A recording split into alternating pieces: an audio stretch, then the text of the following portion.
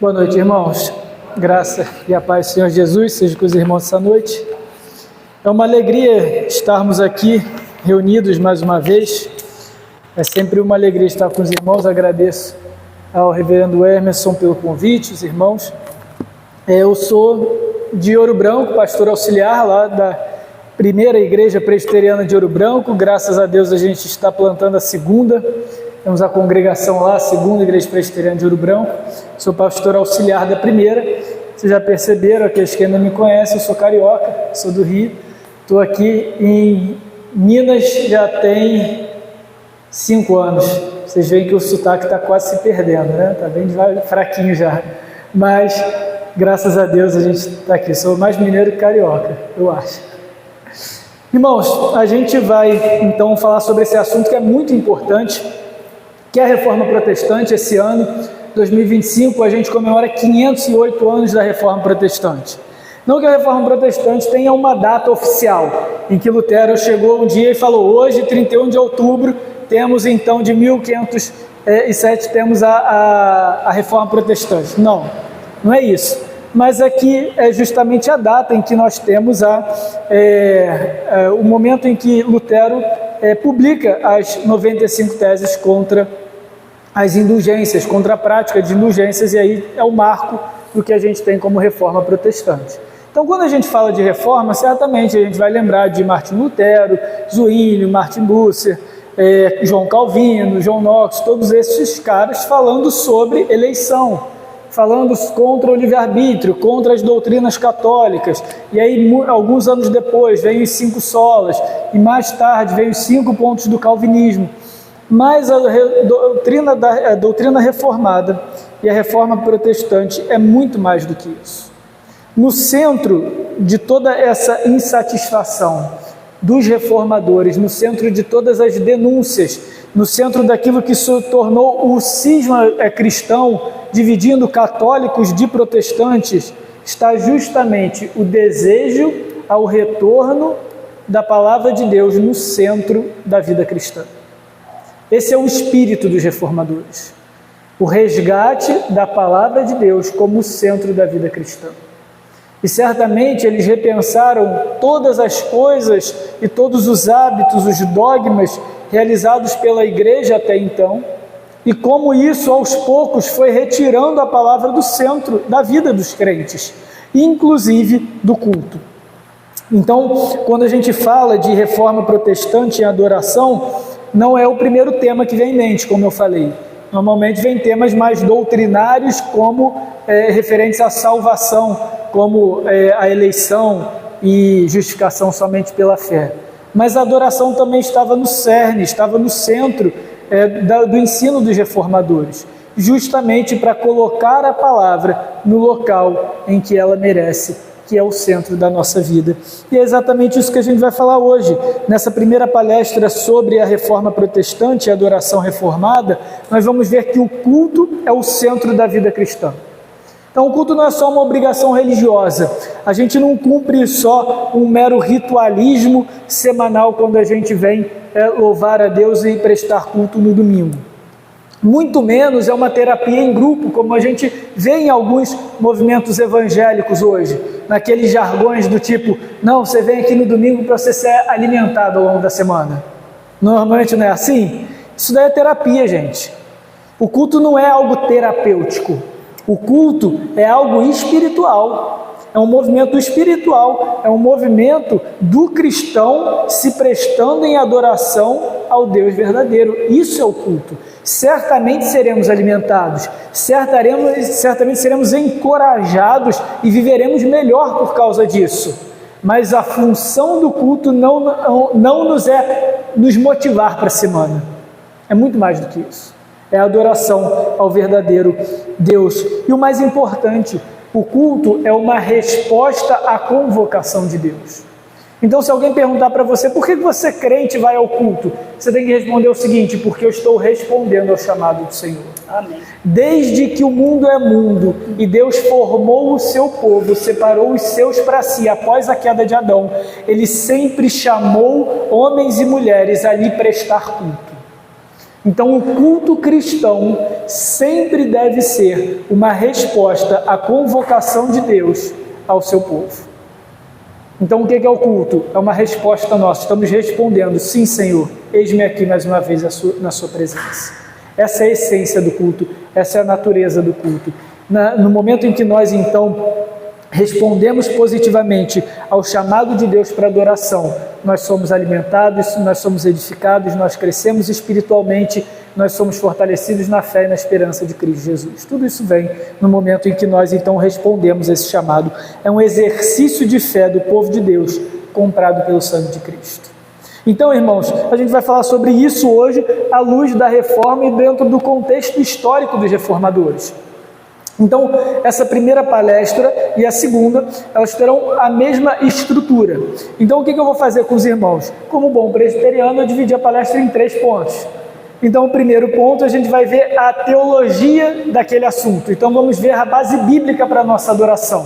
A diretriz bíblica, afinal de contas, a Bíblia é o centro da vida cristã. Esse é o mote da reforma protestante e esse deve ser a verdade que conduz a nossa vida cristã, a nossa espiritualidade. A palavra é o centro da nossa vida, então a gente começa com a base bíblica para isso. Em seguida, a gente vai ver o contexto dos reformadores e como eles responderam a essa questão. E por último, não menos importante, qual é a aplicação prática para a nossa vida. Como então a gente vive na primeira palestra a adoração e na segunda como que a gente vive então o dia do Senhor, o domingo do Senhor. Tá bom? Combinado? Então aqui agora a gente começa no primeiro ponto. O que é a adoração bíblica? Primeiro, a adoração bíblica é a adoração que glorifica a Deus. Então esse é um termo muito comum, a gente fala muito isso. Então a nossa vida é para a glória de Deus, a gente tem que fazer tudo para a glória de Deus. Mas o que é glorificar a Deus? Glorificar a Deus é algo muito semelhante a santificar o nome de Deus. Quando você santifica o nome de Deus, você glorifica a Deus. Mas espera aí, pastor, Deus não é santo? Como que eu vou santificar o nome de Deus se Ele já é santo?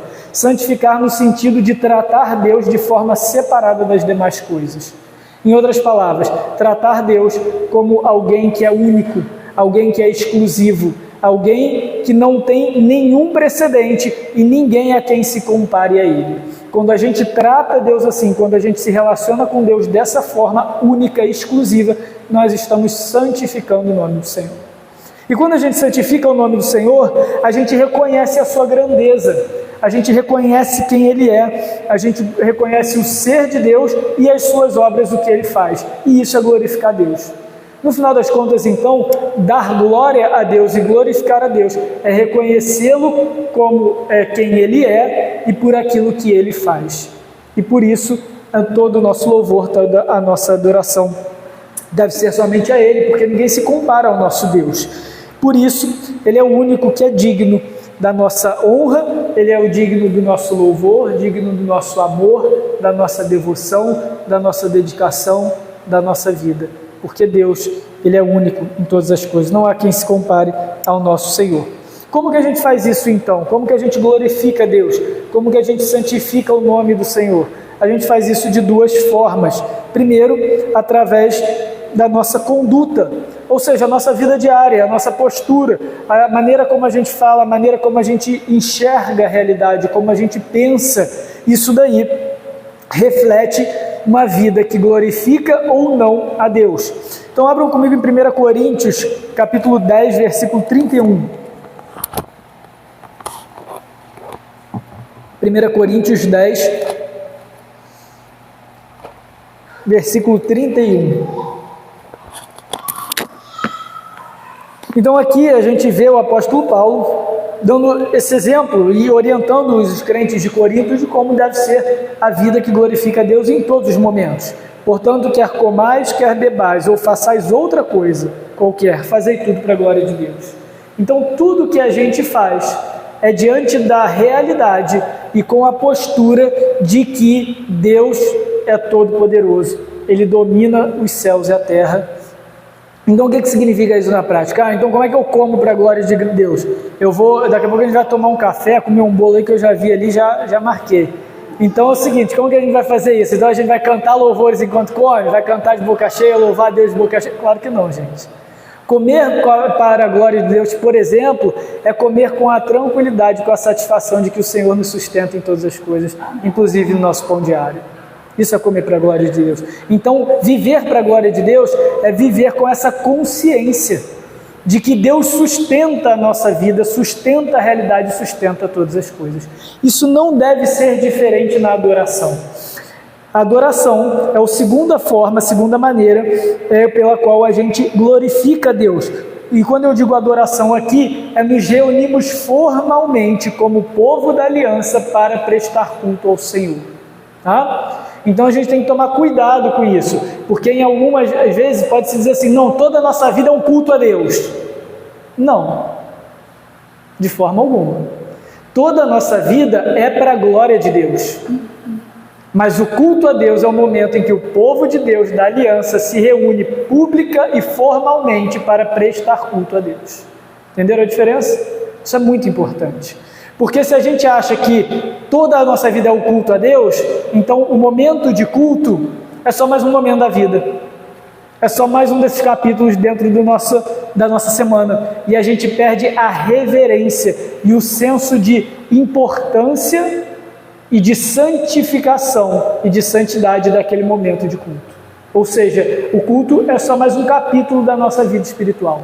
É como se não tivesse diferença entre o que a gente faz aqui no domingo e a minha oração antes de dormir. Faz toda a diferença.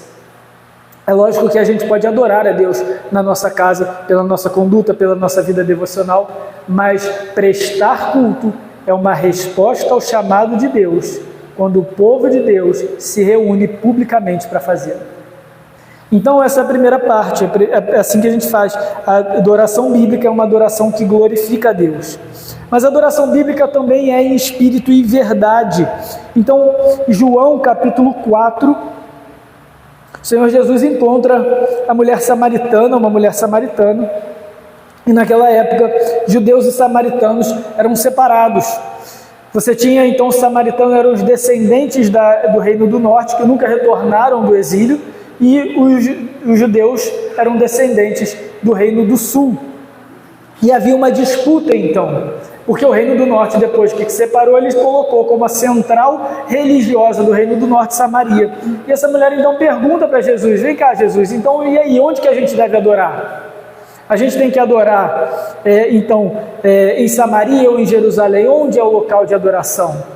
E aí Jesus vai dar uma aula sobre adoração para essa mulher, e ele vai dizer então, versículo 23, mas vem a hora, e já chegou, em que os verdadeiros adoradores adorarão o Pai em espírito e em verdade, porque são esses que o Pai procura para seus adoradores. Versículo 24, João 4, Deus é espírito e importa que os seus adoradores o adorem em espírito e em verdade.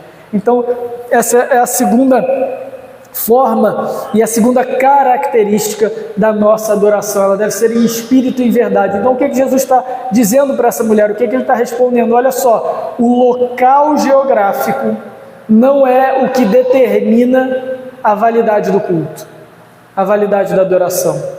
O que determina a validade da adoração é o coração do adorador, é a postura do adorador, é o que ele vê em Deus, quem ele vê em Deus, em espírito e em verdade. Adorar em verdade é adorar conforme a palavra de Deus, adorar conforme a revelação divina da verdade. A gente vai ver isso daqui a pouco. E adorar em espírito é adorar movido pelo Espírito Santo.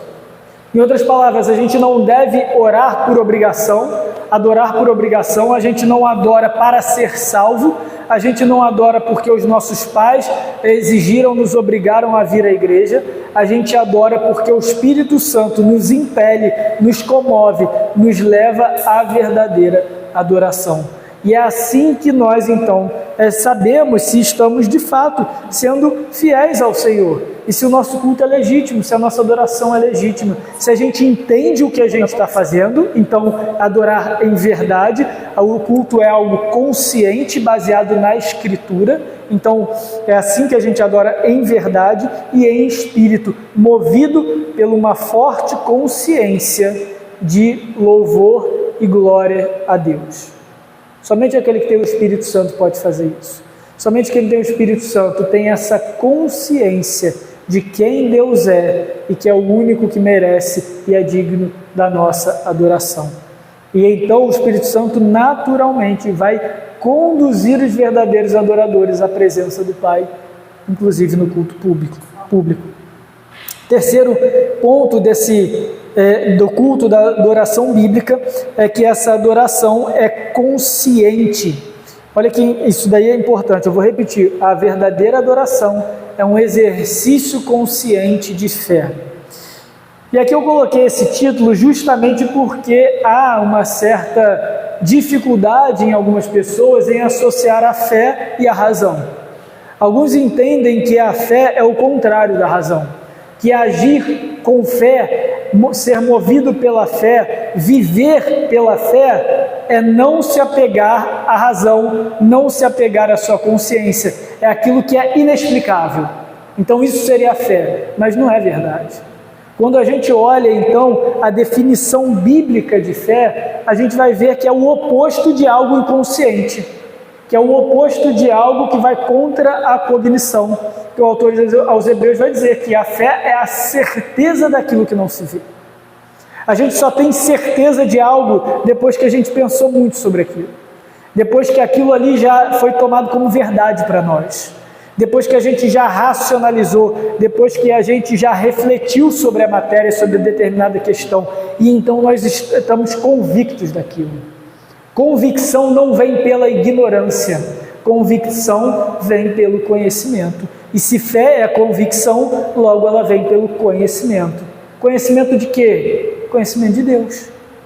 E como nós conseguimos o conhecimento de Deus que nos leva à verdadeira fé, que é convicção? Pela palavra de Deus. Então, irmãos, a fé, a adoração verdadeira é o exercício consciente de fé. Olha o que o apóstolo Paulo nos diz em Romanos 12, versículo 1 e 2, e esse deve ser o melhor modelo para o nosso culto público. Romanos 12, versículo 1 e 2. Rogo-vos, pois, irmãos, pelas misericórdias de Deus, que apresenteis o vosso corpo como sacrifício vivo, santo e agradável a Deus, que é o vosso culto racional. Então, o que o apóstolo Paulo está nos ensinando? Que, primeira coisa, o nosso corpo é um sacrifício vivo. O que é um sacrifício vivo? Vamos olhar para o sacrifício na época dos judeus, na época do Antigo Testamento. Então, no Antigo Testamento, oferecia um sacrifício pelos pecados do povo, ou pelos pecados da sua família. Esse sacrifício, então, esse animal era morto, era degolado e era separado e então oferecido em sacrifício ao Senhor.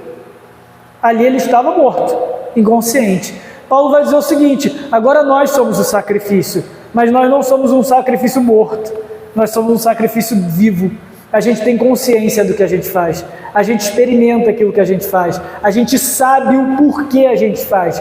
Então, se a nossa adoração exige sacrifício da nossa parte, ou seja, dedicação ao Senhor, isso deve ser feito de forma viva, de forma consciente, e não de forma morta.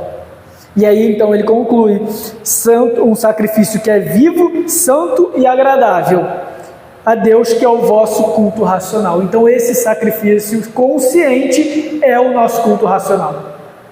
Então a nossa adoração e o nosso culto é um exercício consciente de fé. Os irmãos precisam entender o que vocês fazem durante o culto. Isso é extremamente importante. Isso era importante na época da Reforma por determinados motivos, a gente vai chegar lá agora, e assim é importante hoje, porque a gente vê muitas experiências de culto que elas são tudo menos racionais. Vou dar um exemplo: sabe aquele culto que não tem hora para começar e não tem hora para acabar? Que não tem liturgia e cada hora levanta um e dá uma palavra e dá outra coisa? Gente, isso não é culto, isso é desordem, isso é irracional, isso não é consciente. Isso é inconsciente. E na realidade, nesses círculos evangélicos, eles se orgulham porque o culto é o quê? Espontâneo. Não é assim que fala? Não, aqui o nosso culto é espontâneo, pastor. A gente deixa o Espírito agir. Mas quando o Espírito age, ele age conforme João 4, em espírito e em verdade. Não de forma inconsciente, não de forma como um êxtase, não de forma desordeira. O Espírito jamais pode agir na igreja contrário à palavra. Eu citei dois, e tem outros textos, 2 textos do Novo Testamento, que mostram que a adoração ela é consciente, ela é racional. Então, onde o Espírito age na adoração, ali deve ser ordenado, deve ser consciente, baseado na palavra e racional. Isso é o culto público. E isso é adoração espiritual. Você quer adorar cheio do Espírito, meu irmão? Adore cheio de consciência do que você está fazendo. Se você vem no domingo e você não sabe o que você está fazendo, pede por mais do Espírito Santo, porque você está vazio do Espírito Santo. Agora, você quer adorar em verdade e em espírito, adore de forma consciente. Saiba o que você está fazendo, saiba por que você está fazendo e saiba quem você está adorando. Aí sim você vai adorar cheio do Espírito Santo. Não gritando pela igreja, rodando de forma desordeira. Esse não é o Espírito Santo, esse é outro Espírito. Então, irmãos, a gente segue para o segundo ponto. A reforma protestante, como que era a resposta reformada à adoração medieval. Que isso é um ponto importante. Não acordou um dia Lutero, sem nada para fazer lá na Alemanha, não tinha televisão, não tinha Netflix, tinha internet, nada. Lutero falou: vou reformar a igreja, vou separar a igreja, vou começar a minha própria denominação. Lutero não tinha esses acessos de loucura como a gente vê muita gente hoje. Vou começar minha denominação agora porque briguei com o resto do povo. Não era isso. Na realidade, Lutero tenta trazer a igreja de novo aos pés da palavra de Deus. Então, no início das suas tentativas, tudo que Lutero não quer é se separar da igreja. Pelo contrário, ele quer ver a igreja transformada. Na realidade, nem transformada, mas retornando à palavra de Deus. Então ele começa a identificar aquilo que a igreja ao longo dos séculos foi abandonando e foi acrescentando e aos poucos colocando de lado a palavra de Deus, a um ponto em que a igreja não ouviu isso e entendeu que ela continuava bíblica e expulsou Lutero, e Lutero concordou. E então sim seguiu-se a reforma. Mas eu queria mostrar para os irmãos, com uma breve linha do tempo, como que a Igreja Católica Romana, ao longo dos séculos, ela foi deturpando e distorcendo a adoração. Porque às vezes quando a gente olha a Igreja Católica como é hoje, a gente pode pensar assim: não, pastor, então na verdade essa briga entre evangélicos, entre protestantes e católicos é uma briga doutrinária. Então eles têm a opinião deles e a gente tem a nossa opinião. Mas a verdade, irmãos, é que nem tudo que, na verdade... nem tudo, vamos botar assim, nem tudo que a Igreja Católica hoje tem como caro, como doutrina, como identidade católico-romana, sempre foi desse jeito. Então eu sei, eu ouço isso de alguns católicos, a seguinte crítica: então vocês protestantes estão dizendo que durante 1500 anos o Espírito Santo não agiu sobre a igreja, é isso? E aí chegou Lutero e estava tudo certo? Não, pelo contrário, é que durante 1500 anos a igreja deixou de ser pura.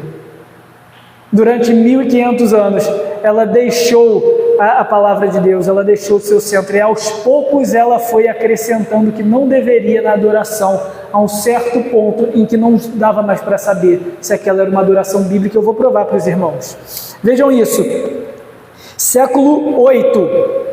No século VIII começou a veneração de imagens e o uso de relíquias no altar. Ou seja, passaram-se 700 anos depois da era apostólica em que não tinha isso como oficial. Se a igreja era bíblica e cheia do Espírito e a adoração de imagens e as relíquias no altar é algo bíblico, por que não se tinha isso então? Demorou-se 800 anos para a igreja católica começar a colocar isso no culto. E aí se oficializou a veneração de imagens. E as missas privadas, ou seja, aquelas missas que eles chamam de missa sine populo, ou seja, uma missa sem o povo, tá? Uma missa fechada para os cardeais, para aqueles no mosteiro, nos conventos. Isso daí só começou no século IX, isso não existia antes.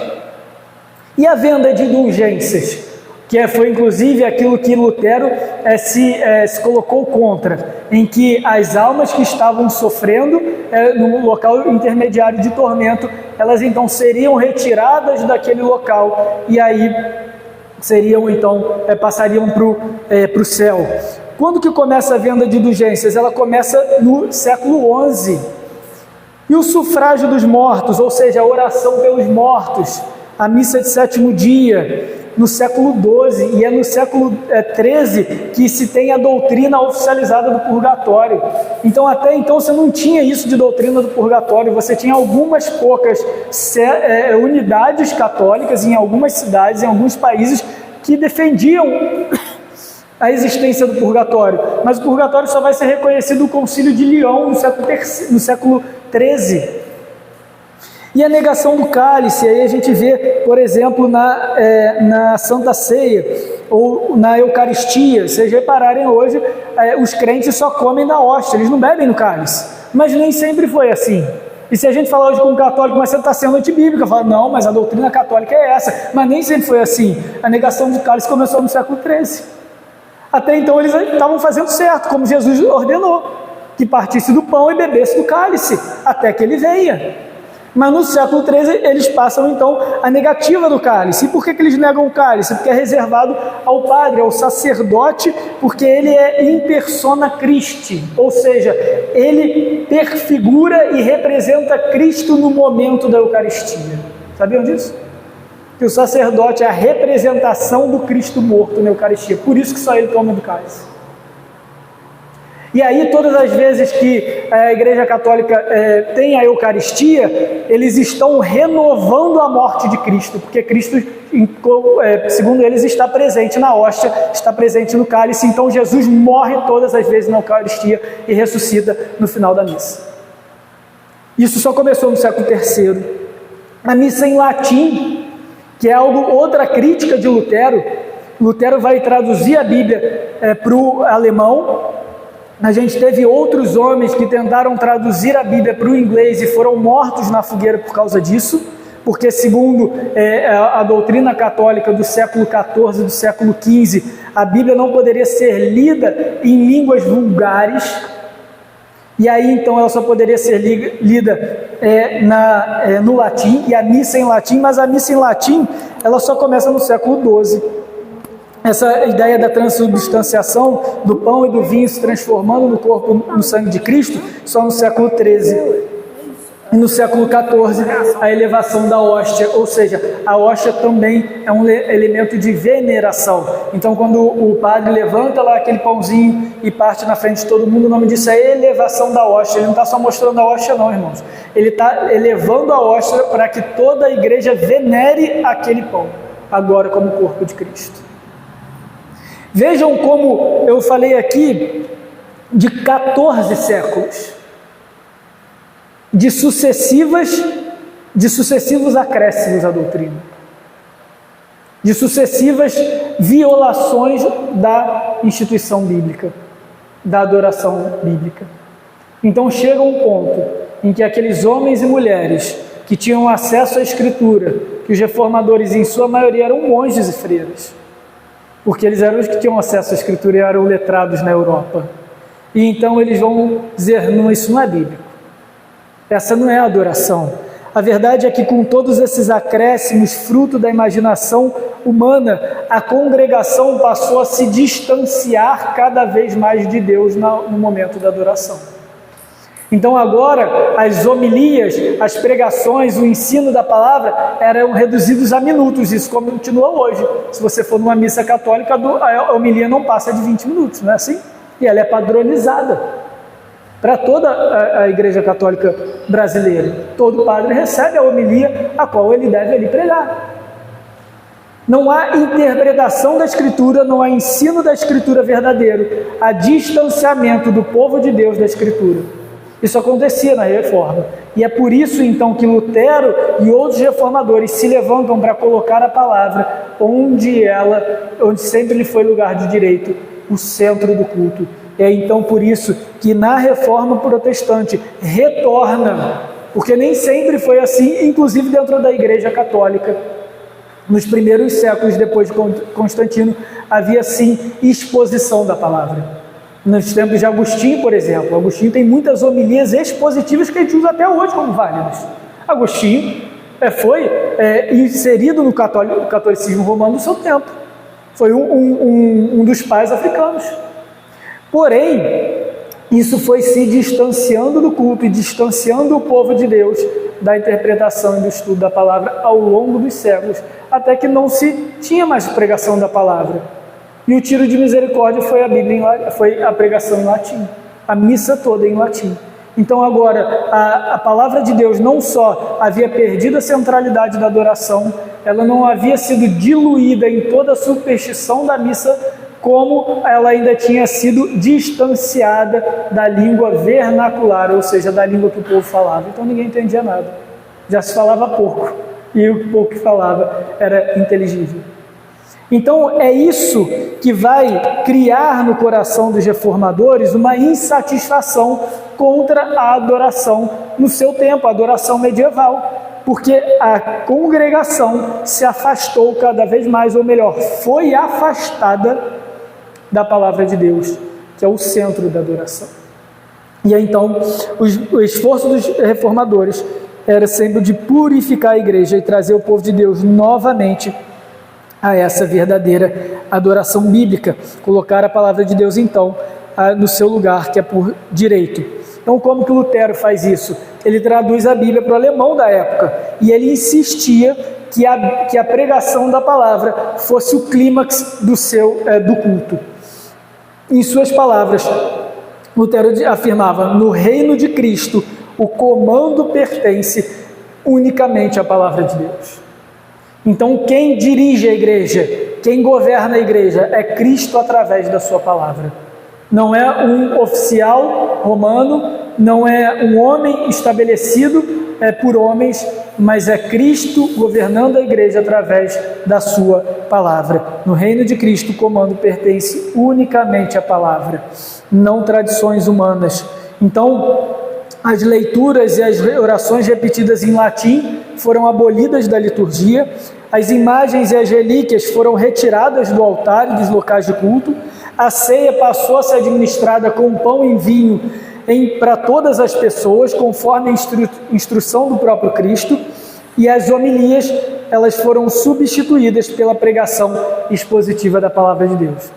E registra-se na história que Calvino passou 2 vezes por Genebra. Na primeira vez, Genebra era uma cidade completamente pagã, completamente imoral, e Calvino chega então para pastorear a igreja de Genebra, ajudar ali Farel, e ali então parece que o pessoal não se adapta muito bem com Calvino e manda ele embora.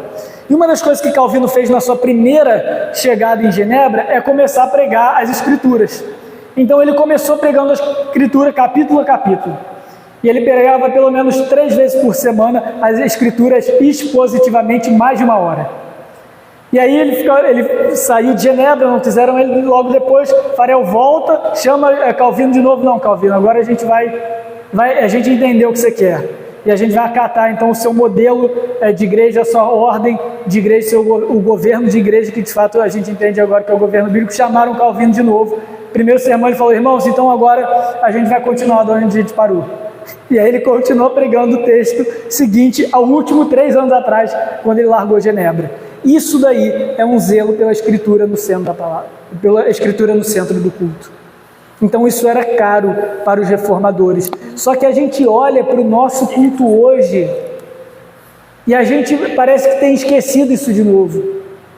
E aí, se a gente se depara às vezes com um culto, imaginem um culto de 2 horas, e a gente consegue encontrar um culto de 2 horas que 1h30 é louvor, ministração, luz apagada e gelo seco, e todo mundo sai de lá eufórico dizendo: que bênção, hoje o Espírito Santo falou no meu coração.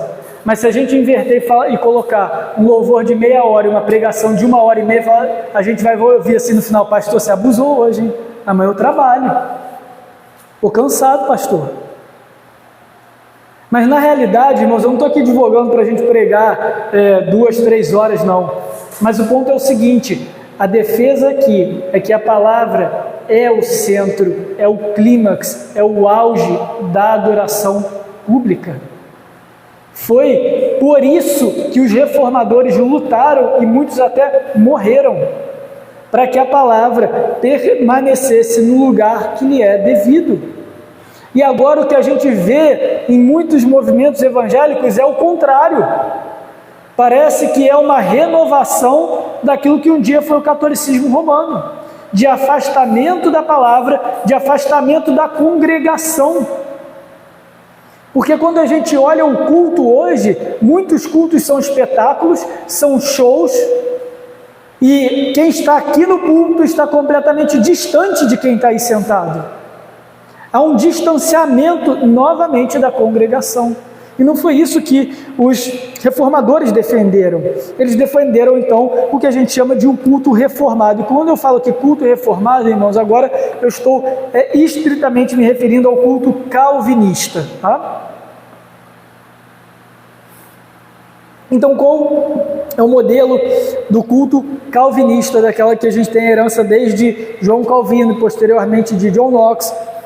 É justamente seguido pelo princípio regulador do culto, princípio esse que nós da Igreja Presbiteriana do Brasil devemos até hoje obedecer e cumprir. O que é isso? Esse princípio é simples, só pode estar no culto aquilo que a palavra de Deus expressamente ordena. Existe uma outra forma de culto, que é o princípio normativo de culto. Tá? Normalmente são igrejas não reformadas. E o que é o princípio normativo de culto?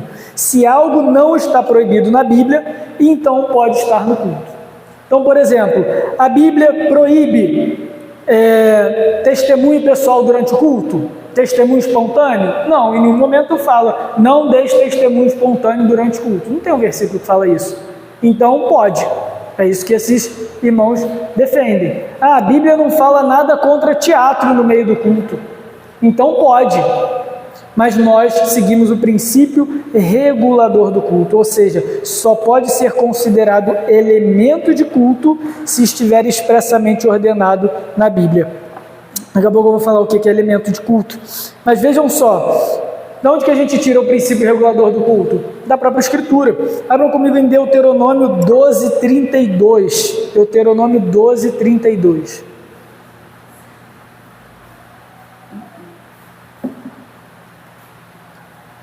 Deuteronômio 12:32, então lemos: tudo que eu te ordeno observarás, nada lhe acrescentarás e nem diminuirás.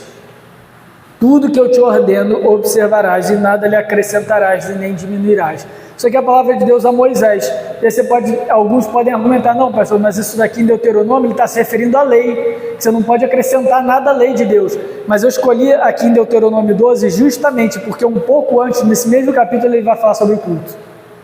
Então o contexto aqui é de adoração.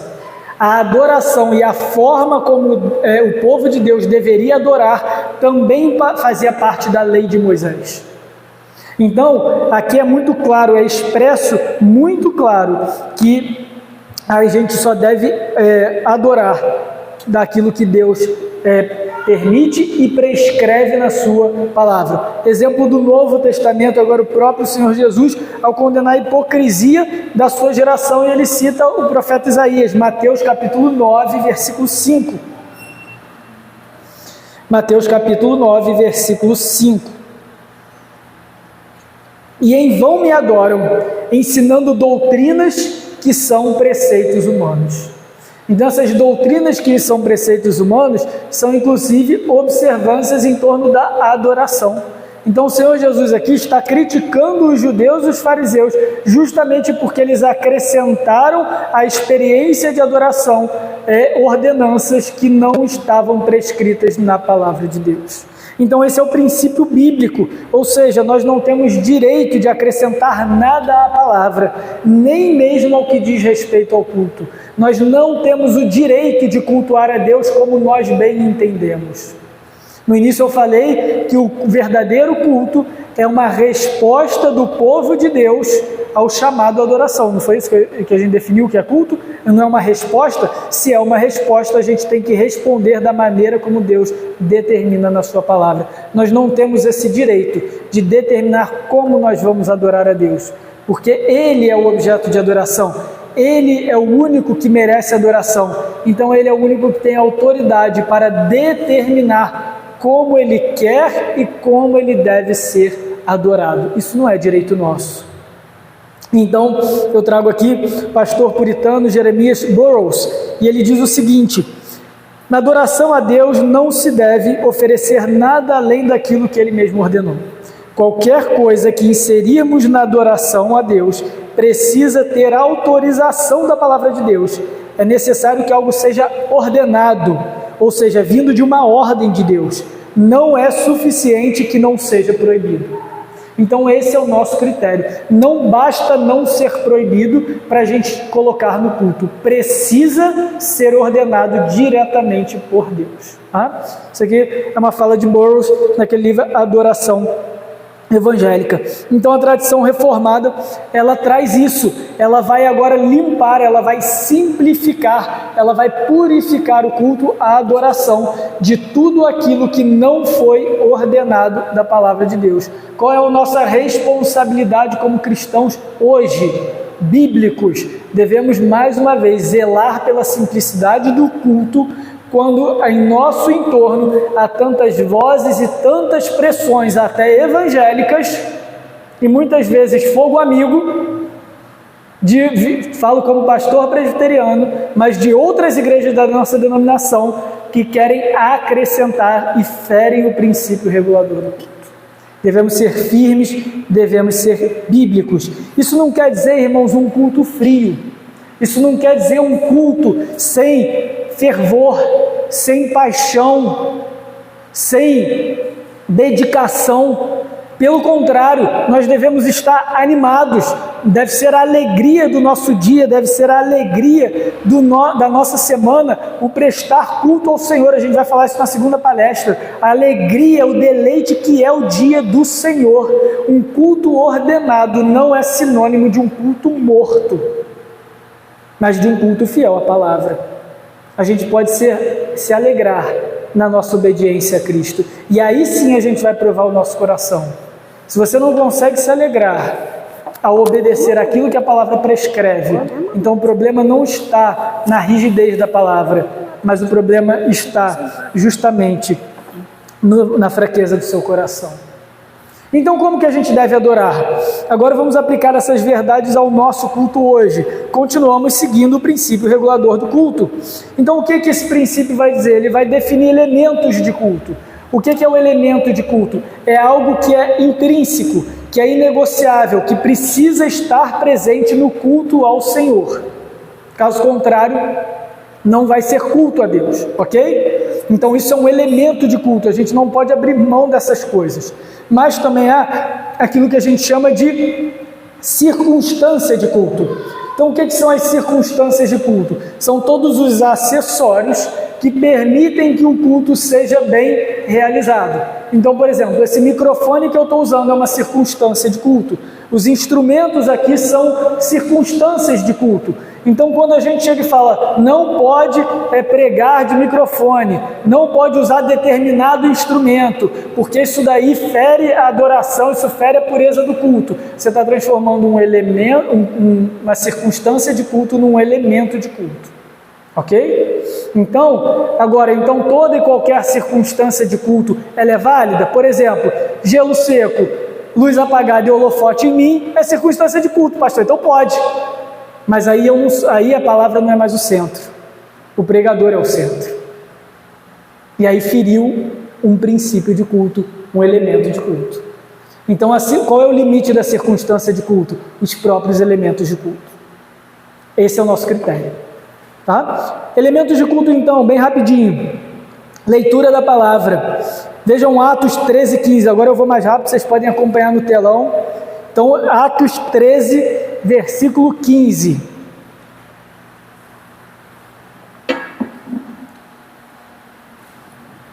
Atos 13, versículo 15. Depois da leitura da lei e dos profetas, os chefes da sinagoga mandaram dizer-lhes: irmãos, se tende alguma palavra de exortação para o povo, dizei-a. Então aqui a gente vê um convite à pregação apostólica, e ali no culto ainda no modelo da sinagoga, que depois foi um modelo que a igreja cristã permaneceu utilizando, o modelo, a liturgia da sinagoga, porque ela remetia à liturgia do Pentateuco, ok? Então vejam o que acontece, depois da leitura da lei dos profetas, eles então são chamados a uma palavra de exortação, Então, depois que lesse a palavra, ela era interpretada e aplicada à vida ao povo. Então, a leitura da palavra, ela é necessária e ela é característica do verdadeiro culto. 1 Reis, capítulo 8, versículo 30. Aqui é a inauguração, digamos assim, do Templo de Salomão, do verdadeiro Templo de Salomão, tá? Não aquele que está em São Paulo. Então, a inauguração do Templo de Salomão, Salomão então faz uma oração em favor do povo, ele como representante da aliança, ele então faz uma oração, 1 Reis 8:30, ouve pois a súplica do teu servo e do teu povo de Israel, quando orarem nesse lugar, ouve no céu, no lugar da tua habitação, ouve e perdoa. Então, quando o povo de Deus se reunisse no lugar de adoração, no templo, então para a adoração, ele deveria invocar o nome do Senhor, ele deveria orar. Isso também faz parte do culto. Louvor, irmãos, Colossenses 3,16, habite ricamente em vós a palavra de Cristo, instruí-vos e aconselhai-vos mutuamente em toda sabedoria, louvando a Deus com salmos e hinos e cânticos espirituais com gratidão em vosso coração. Então aqui, irmãos, hinos e cânticos são palavras diferentes, tá? Hinos é hinos e cânticos é ode. Então, de fato, haviam os hinos, haviam os cânticos e haviam os salmos. Isso tudo é adoração, isso tudo é palavra de Deus cantada, isso faz parte e é necessário ao louvor ao Senhor.